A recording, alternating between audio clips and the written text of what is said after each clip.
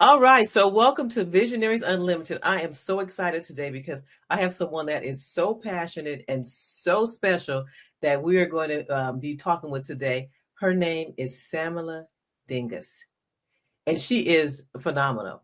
And so I just want to, I don't even know how to start to begin to give her props because she works with people that I like to just let her introduce herself because she's helped people start a second act in life when people are afraid and they don't know what to do. But if you are someone that's ready for your second act in life and you don't know what to do and you don't know where to go, this is the person you need to talk to. Welcome, Miss Samela. And can you please introduce yourself and share what has really inspired you to work with people who are retiring, are retired? Retired. I have an organization called Your Next Option.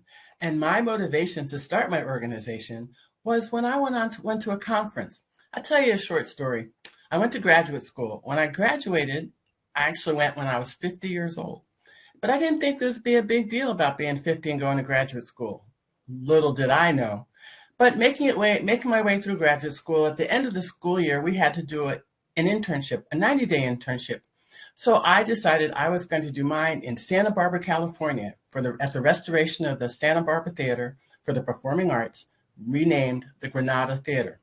When I got there, there was an entire room full of the board of directors who thought it was pretty interesting that a 53-year-old was applying for graduate school. The year was 2007.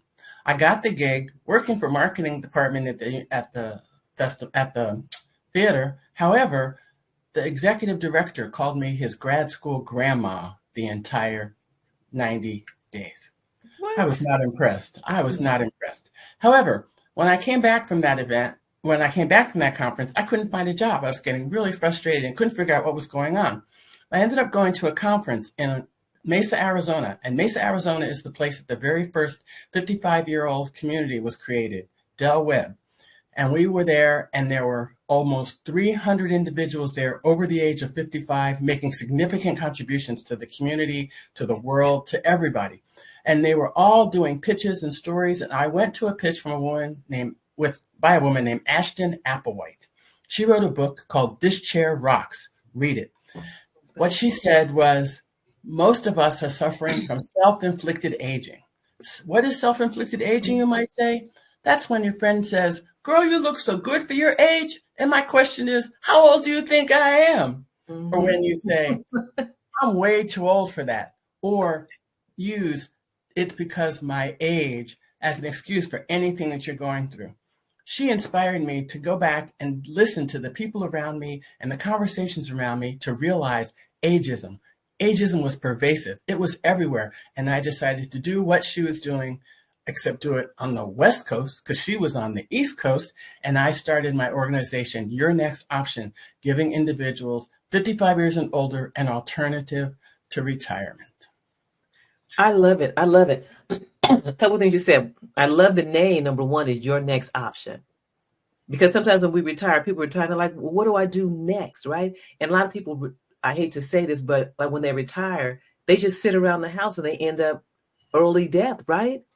Because they never came up with that next option because we were always taught work, retire, and right. Mm-hmm. And then it's interesting when you said that at 53, they were like calling you grandma, not having a job. I was just watching this show over the past week. It's called Younger. Well, this young lady, she was 40 and she couldn't get a job. So she went back and she told everybody she was 26. So she got a job as a 26-year-old. But of course, she had to tell all these lies and the ageism was real. And so I love that you are really talking about a subject that a lot of us do not talk about, which is ageism, right? Exactly. So what common challenges do you think retirees face when they're transitioning from a career to retirement or doing something different with our ageism? One of the things that I've noticed is that in the old days, people retired at 65 and died at 67. I mean, you just didn't live. Now we're living 30 to 35 years longer than our grandparents. That's an entire adult lifespan added to our regular lifespan, 30 to 35 more years. So we have to decide what to do with these years. And one of the things that I think that holds so many people back is ageism. It's a conscious idea that we are bred into. Society makes us resent being old from the time we're little. They take us to nursing homes to sing Christmas carols. And one of the things that happens there is everybody decides at the age of 7 that when you get to be old, you die in a nursing home. Wow. So those kind of things are pervasive in the community and in society. And that's one of the things that holds a lot of people back, ageism. Wow, that is so true. And it is, you are afraid. And you know what's really funny is that as I'm getting older, I'm thinking, that's what 50 look like? That's what 55 look like? That's what 60 look like? But when we're older, we're thinking that, oh my God, I don't ever want to get old because that's what like, but when you get to this age, it's like, wait a minute, I'm not old, right? And so, how, Miss Samela, you are amazing. How do retirees, do you think, generally feel about their next phase in life? You know, are they excited? Are the people that you talk with, are they uncertain? Are they overwhelmed? In a Like, how lot would you of say that? cases, I've discovered that a lot of individuals are scared. They're mostly scared. They're scared because, like I said, society has convinced them that they're going to be old and decrepit like in 5 hours. You know, in the next 24 hours, they're going to retire at 65, and at 66, they're not going to be able to walk, talk. They're going to have diabetes. They're going to have all these diseases. And none of those things are true. Yeah. So one of the things I aspire to do is tell them that that's not the way it is. That's not the way it has to be. Think about who you are, how you've lived, what your life has been up to now, and think of retirement as the next option. What are you going to do next? Consider it another challenge. Consider it like graduating from college and deciding what you're going to do next, or going from career to career, like being an executive secretary and then being a boss. You have those options because those are your choices. That's how you have to think about it. It's a mindset thing. It's a conscious mindset thing. I call individuals, retired or senior citizens, melders. I don't call us retirees and I don't call us senior citizens. We are melders. And melders stands for a mindful elder. And being mindful means being aware of everything that's happening in the present moment and not dwelling on the past or fearing the future. Oh, that is powerful. Melders, mindful elders. Wow. And not being afraid of being a melder. You know, like you said, think about right now. How are you feeling right now? Right in the right. I love it. Melders. That's really cool. Yeah. You know, I noticed that in my line of work, I work with a lot of nonprofits and do the nonprofit stuff. I'm gonna call them melders. Melders are really giving people, and they give and they donate and they want to give back. Do you see nonprofit work or starting a nonprofit as a viable path for people that are retiring? Well, one of the things I think of as people participate in nonprofits is they can start by just volunteering. Volunteering gives them something to do, gives them an activity, and then they can also check out the nonprofit to decide, would I like to work with an organization that does X, Y, or Z, or would I like to start my own organization that does X, Y, or Z? Now, of course, the challenge with nonprofit organizations is always funding or getting the paperwork and all the paperwork done. And historically, hundreds of years of we can't make it, we're scraping by, we're trying to get to where we can get to, we can make it work. But if we start with on a smaller scale, start with a neighborhood group. There's a woman that had a group in her neighborhood of small children that she noticed that were all running around outside after in the evenings because none of them had parents at home. Their parents were either working or doing other things. And so she decided that she would start something for them to do. And she went into this church and asked them if she could use their basement. And she started this program where kids could come over there after school and work on their homework or hang out with their friends and have a snack. And slowly but surely, parents started to donate snacks so that the children could have something to eat. Other people started to show up to help tutor these kids so that they can help them do their homework. And it grew into a full-blown organization. And another guy, he had a great story. He had a ranch, and he had these horses. Now he was late in his 70s, and so were these horses. So he thought, I don't have anything for me or these horses to do, and that's not a good thing. What can I do? And a woman came to him one day and said, could I have one of my autistic children visit your ranch? Hmm. And she said, And he said, sure, come on. So he brings this child out to his ranch, and his horses are old and slow. So they are easily amused by small children. So the horse came over, and the little boy looked at the horse, and the horse looked at the little boy, and the little boy thought he really wanted to ride the horse, and he struggled to get on the horse, and the horse just stood there till the kid got on, and he got on it, terrified. He was on the horse, but he was so excited, and it changed his life. And the guy said, if you run into any more of these kids, bring them out. So she started helping bring these children, autistic children from the programs that she worked with or the schools that she worked in, out to this ranch. And this ranch and these horses became an entire nonprofit organization. Wow, wow. And see, and when you talk about he was 70 years old, right? And Over that goes seven. over 70. And that goes back to where you were saying that we're living 35 years longer than our grandparents and our parents, right? And so it's like you think that, oh, it's too late. I remember it's never too late. And even when you talking about leaving a legacy, how long does it take to leave a legacy? Even once you get started and somebody else takes it over, you're already building that legacy. Exactly. It's Exactly. amazing. I remember the oldest person, I hate to say it, and I don't know if that's ageism. The person that was the oldest that I helped start a nonprofit, she was 80 years old. And she said she always told God, she says, if you let me live this long, and I'm going to start a nonprofit. And she did. And she retired. She retired. She was one of the first wardens in the Black female wardens in the state of California. And at Wow. 80 years old, she started her nonprofit. And she was providing some wonderful work. And she would call me after she got it up and running. And she would say, Vanessa, I got these clients and I want to refer them over to you. And she was really doing her thing. She was 80 years old. So you're absolutely right. It's never too late. We're living longer. And we have so much passion, you know, that we have to offer. So that is, oh my goodness. And thank you for sharing those success stories, because sometimes we don't think, hey, there's no success for, I know I started younger, right? But there's so many people that can start their nonprofit at any age. I started as a young child, and you got all the different ages that people are starting. So Miss Samela, how do you help retirees identify their passions and their strengths to guide their next steps? So what is it that you do to help them identify what I'm passionate about? Because sometimes we get these jobs and we work, right? And we do this one thing and we're like, you didn't get a chance to go out and enjoy any fun activities. You didn't get a chance to try anything new because you just put in 30 or 40 years on this one job, which we were taught to do. So how do you help them identify their passions and their strengths? Well, one of the things that I do in my program is I have a thing that I got from a very famous author called the Get a Life Tree. And basically, it's a piece of paper that you put what you did when you're younger, what when you did when you were a teenager, what did you do when you were a young adult, and what did you do as an adult.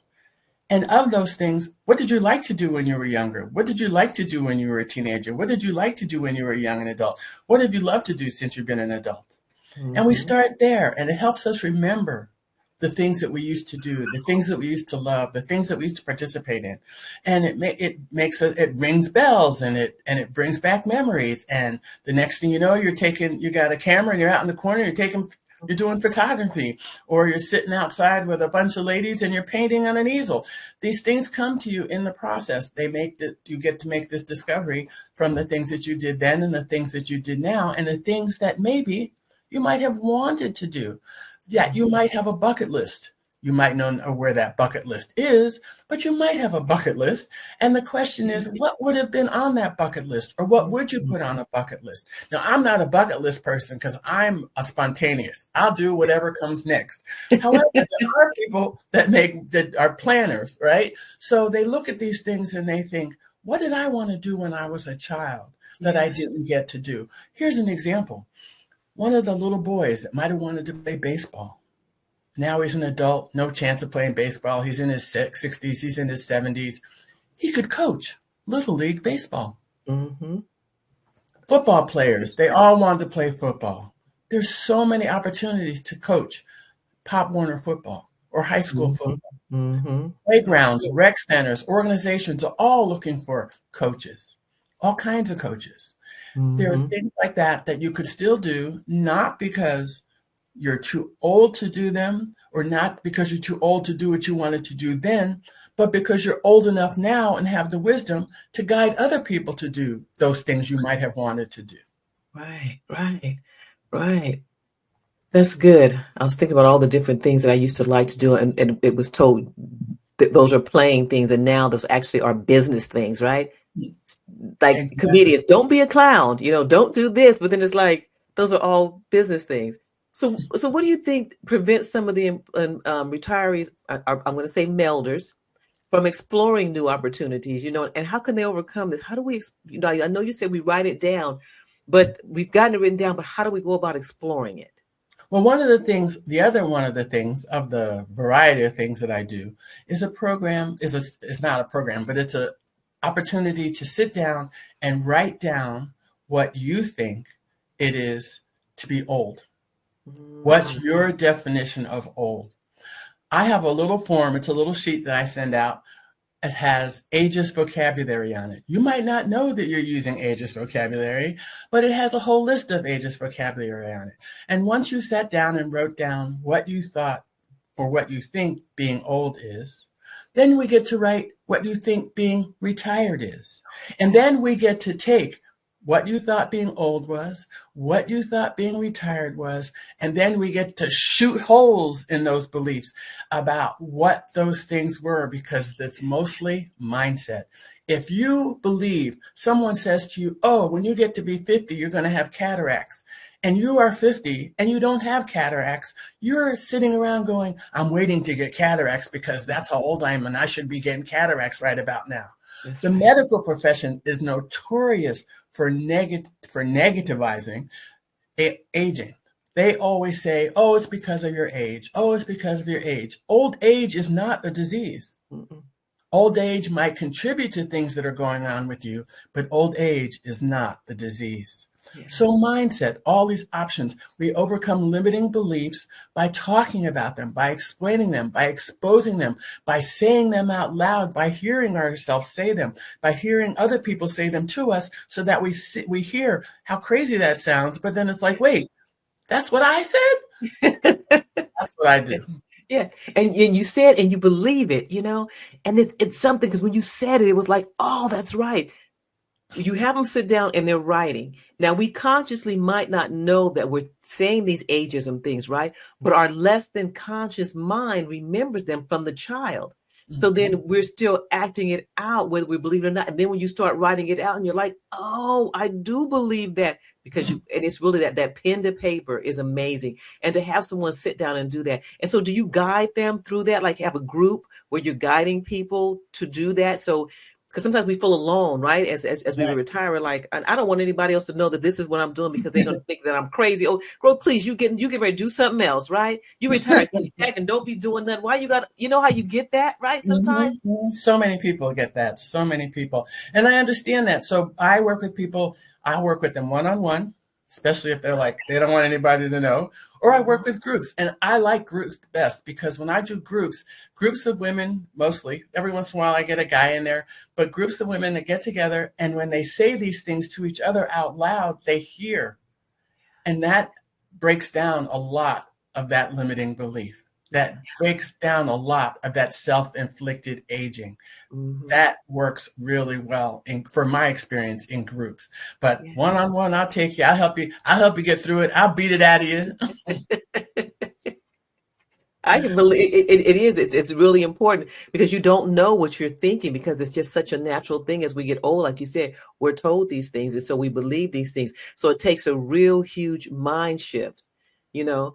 And so, what do you think that it takes to really embrace the new phases of life fully with that mindset? Change. How do you change that mindset? Well, one of the things I've noticed personally is any place on the internet when you see stories about older celebrities, right?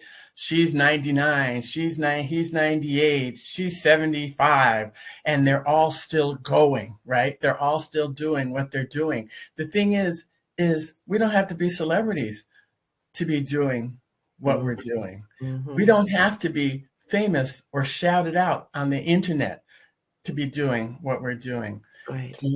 It's really easy to break that mindset by just looking. Here is a woman who's been doing this since she was 40, Mm-hmm. 60, 80. Mm-hmm. So I have a website. I have a YouTube. I have a website, but I also have a YouTube channel. And on the YouTube channel, I try to interview individuals who have recently retired or have recently shifted their career after the age of 55. Okay. Okay. After the age that says, oh, it's 55, I need to slow down. No, it's 55. It's time to start something new. It's That's time. right. That's right.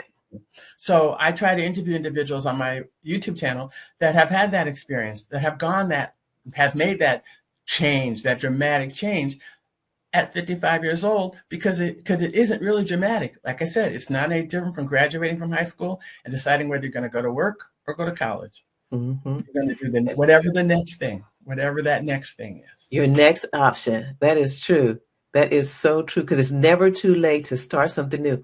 So that's what. So you're talking about your YouTube channel. How can our listeners get in touch with you and learn more about your program? Well, you have an option. My website is yournextoption.info. Yournextoption, all connected, .info, where I talk about the programs that I do and the courses that I teach, groups that I lead, courses that I teach. I have a YouTube channel, also called Your Next Option, which I would really appreciate if you came in, checked it out, subscribed. That's right. And I have a newsletter. So if you'd like to send me your newsletter, send me at info@yournextoption.info. Really easy. Info at the back, info at the front, info at the back, info@yournextoption.info, and send me your email address, and I'll put you on my mailing list for a newsletter. The newsletter comes out. It's 5 steps. It has a tip, which we always need, a blog, stories that we can always tell, a main idea, a main stage story that's all about what's been going on for the people, especially anybody over 60, scientific articles, high blood pressure, heart, all the things that are going on in our health and our personal health and welfare. And it has upcoming events and other resources. So feel free, info@yournextoption.info for my newsletter. Check out my website, yournextoption.info, and Your Next Option YouTube channel. I love it. I love it. And that's it, your next option. And whether it's you that's listening to this or you know someone, a mother or anybody else that you know that is retiring and they're retired already and they're just sitting at home doing nothing, let them know, wait a minute, you have another option. Why don't you take your next option? Remember that, your next option, and reach out to Miss Samela. So thank you so much for joining us. Please, like she said, I want you to do 2 things. I want you to like and subscribe to both of our channels. Go ahead and comment, let us know. And I want you to have a wonderful day and know that when you retire, baby, it's only the beginning. So thank you, Miss Samela, and to all you melders out there, peace.